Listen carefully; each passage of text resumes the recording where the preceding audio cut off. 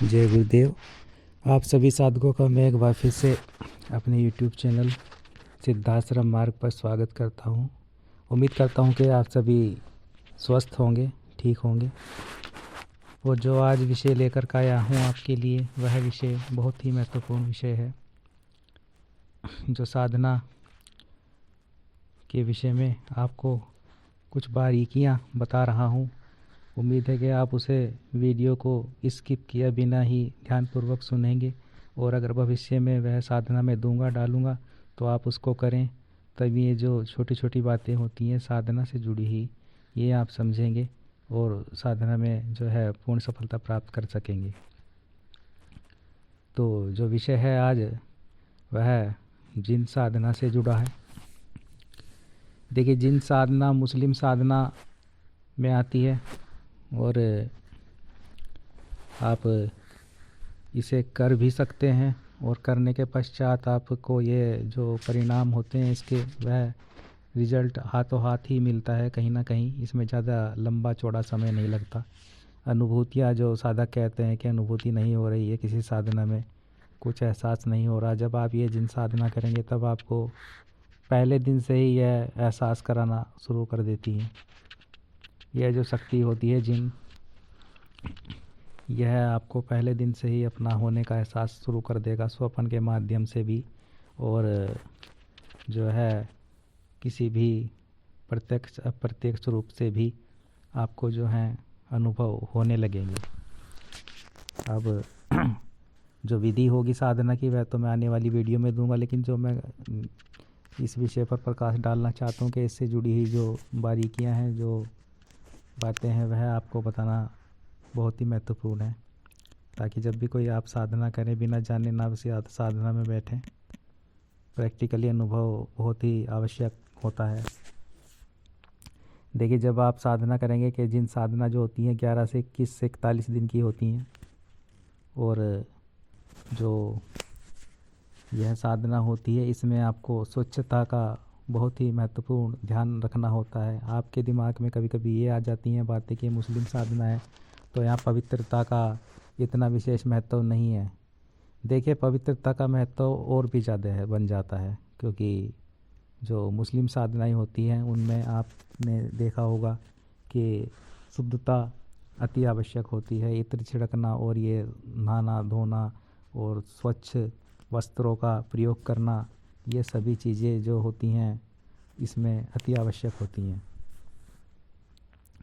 तो इन बातों का विशेष ध्यान रखें साधना काल में। और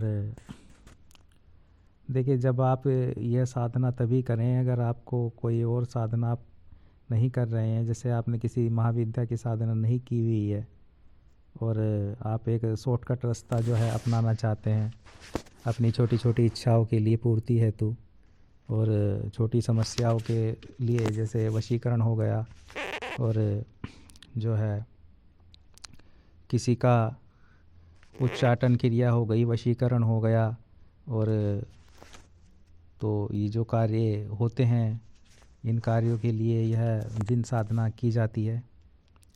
तो जो छोटी समस्याएं हैं जीवन से जुड़ी हुई, तो उनके लिए आप ये साधनाएं शॉर्टकट तरीके से कर सकते हैं, जिसमें आपको सिद्धि मिलने के जो है 90% चांस होते ही हैं।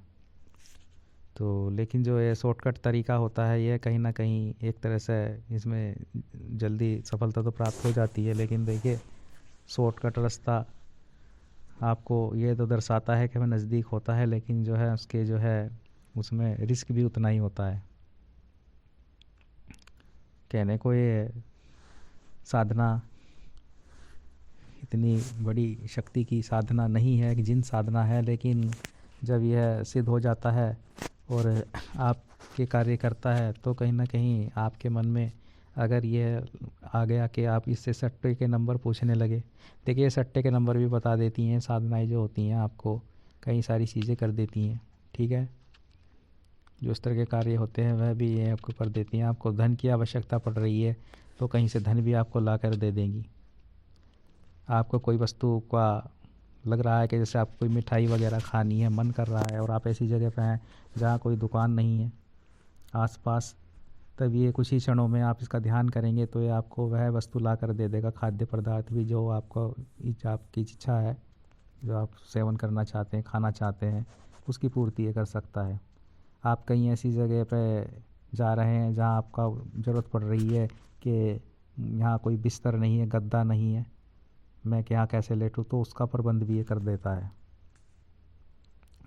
तो कहीं ना कहीं जब आप इनका इस्तेमाल करें तो ज़रूरत के हिसाब से ही करें। ऐसे ना करें कि आपके पास सुविधाएं भी अवेलेबल हैं और आप कर भी सकते हैं, तब भी आप इसका आह्वान करके इससे उस कार्य को करवा रहे हैं। तो देखिए, ये शक्तियाँ जो होती हैं इनमें हमसे ज़्यादा दिमाग होता है। आप ये ना सोचें कि ये जिन है तो हमारा ही दिमाग तेज़ है, हम ही चला रहे हैं।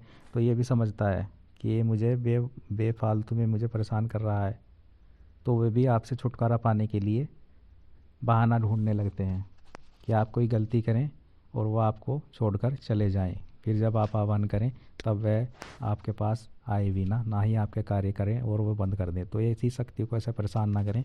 जब कार्य लेना हो तभी उनसे कार्य लें, जब उनकी आवश्यकता हो। और जब आप किसी कार्य को स्वयं ही कर सकते हैं तो उनका आह्वान ना करें। ये बात हर शक्ति पे लागू होती है, चाहे वो प्रेत साधना हो, चाहे वो जिन साधना हो।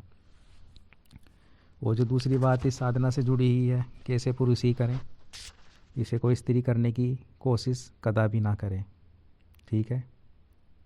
क्योंकि इसके साइड इफ़ेक्ट जो होते हैं वे बहुत ही अधिक होते हैं। अगर कोई इसे कन्या स्त्री करती है, जिन साधना या प्रेत साधना, तो वह ना करें। ये केवल पुरुषों के लिए है। और पुरुष भी जब करें जो निडर हो, ऐसे पुरुष इस साधनों को ना करें जो अनुभव से डर जाते हों, जो केवल सोपन में ही देख करके महसूस करते हों चीज़ों को। तो सोपन वाली बात नहीं, आप प्रत्यक्ष बात मैं कर रहा हूँ, क्योंकि ये साधना प्रत्यक्ष अनुभव करवाने वाली साधना होती है, जो जिन साधना होती है या प्रेत। इस विषय पर तो बाद में बात करूँगा, प्रेत के पहले जिन वाले विषय पर भी आ जाता हूँ। तो इच्छाओं की पूर्ति के लिए यह साधना अति उत्तम है, लेकिन निडर होना साधक का अति आवश्यक है।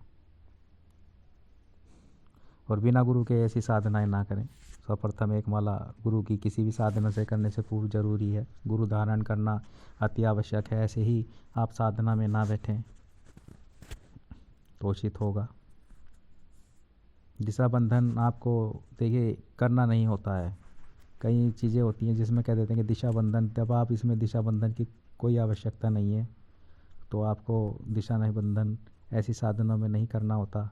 जो जिन साधनाएं या प्रेत साधना जो होती हैं इनमें दिशा बंधन नहीं किया जाता। ये अप्सरा साधनाएं हो गई। तो दिशा बंधन से बचें, क्योंकि ये चीज़ें रोकती हैं इन्हें आने से, ऐसी शक्तियों को। और साधना जब आपकी सिद्ध हो जाए, जो प्रक्रिया होती है साधना की, वह पूर्ण होने पर आप जब वचन ले लेते हैं तो उन्हीं वचनों को निभाना होता है। ये हमेशा ध्यान रखें कि जब आप बुलाएं तभी इनको आना है। जब कोई कार्य सौंपे वह कार्य करना है, और जो आप भोग देंगे उस भोग पे ही चलना होगा। ऐसा नहीं होगा कि आप कुछ दें और ये कोई और वस्तु आपसे मांगे, तो आप ये वचन ले लें कि जो मैं भोग दूंगा आपको उसी में मेरा कार्य को करना है। और बिना भोग के कोई भी शक्ति कार्य नहीं करती, है बात आप समझ लें। ऐसा नहीं होता कि आप धूमबत्ती करने बैठ गए, चिराग जलाने बैठ गए, केवल मंत्रों का जाप कर रहे हैं तो उससे कार्य जो है उस तरह से नहीं होती है। जो तामसिक चीज़ें होती हैं, जो जैसे ये जो शक्तियाँ हैं, इनके लिए जो है वह भोग प्रक्रिया बहुत ही आवश्यक होती है। इनका भोग देना ही होता है।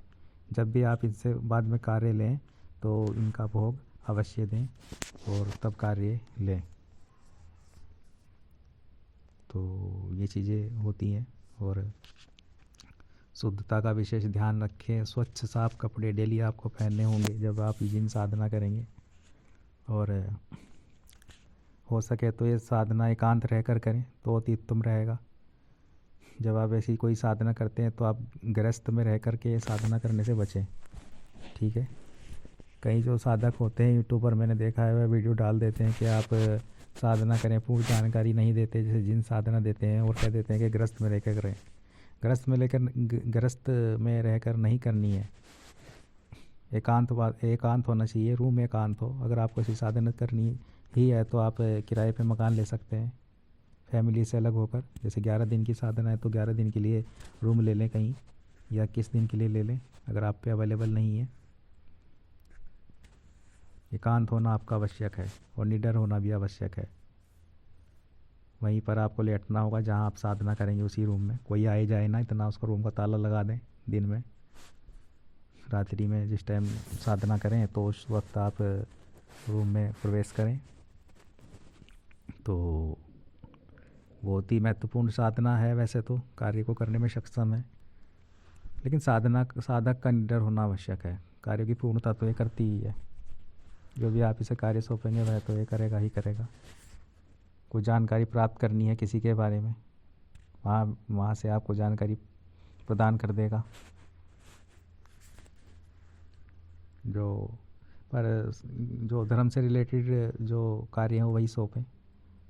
कुछ ऐसी चीज़ें ना कहें करने के लिए जो सामाजिक मर्यादा के अनुकूल ना हो। ठीक है।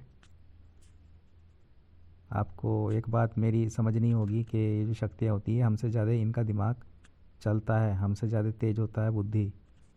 इस चीज़ को आपको समझना होगा। चाहे वह कोई प्रेत ही क्यों ना है, छोटा निम्न स्तर का। तो ये चीज़ें होती हैं। और किसी से बताए ना, जब भी कोई आप इस तरह की साधना करें तो गुप्त ही रखें, हमेशा गुप्त रखें। किसी को हल्का सा भी एहसास ना होने दें कि आप कौन सी साधना कर रहे हैं या क्या आपको सिद्धि प्राप्त हुई है या कोई अगर आपको अनुभव हो रहे हैं तो गुरु के सिवा तो आप किसी को इन अनुभवों के बारे में बताए ना। किसी का कार्य कर सकते हैं आप, कार्य लोगों के कर सकते हैं जिन सिद्धि के द्वारा ही,